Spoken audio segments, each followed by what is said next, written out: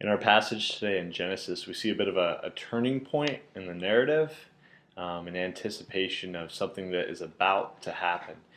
It's in verse 15 after God has, told man to work the garden. This is what he says.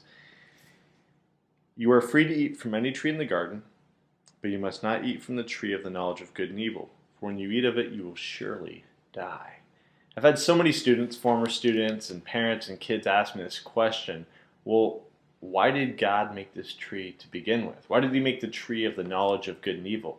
If God knows everything, why would he make something that he knows is going to tempt man? If he knows everything, then doesn't he know that Adam and Eve are going to choose this over him? So why not just not make it? Or why even make man at all if he knows that humanity is just going to screw everything up?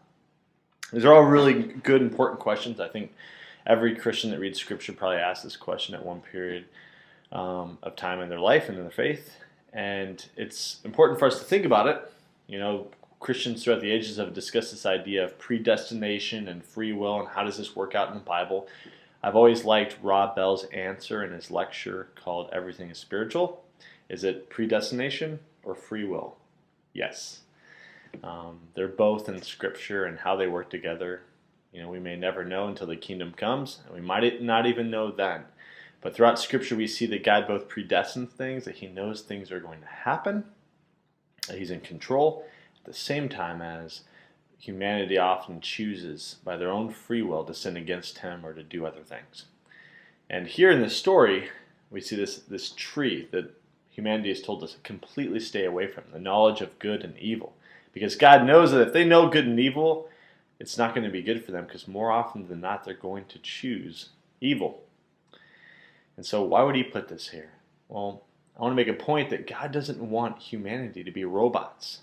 If there isn't something in the garden for Adam and Eve to choose over God, then they have no other choice but to choose him. And he wants them to choose them over everything. Throughout Scripture, he wants us to continue to pursue him above all else, to make him our only. And so he doesn't want them to be robots. He wants them to have a choice.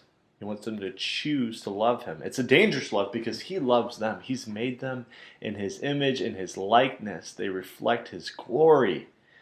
And so he's taken this thing that he cares so much about, and he's giving them a dangerous love. Parents do this.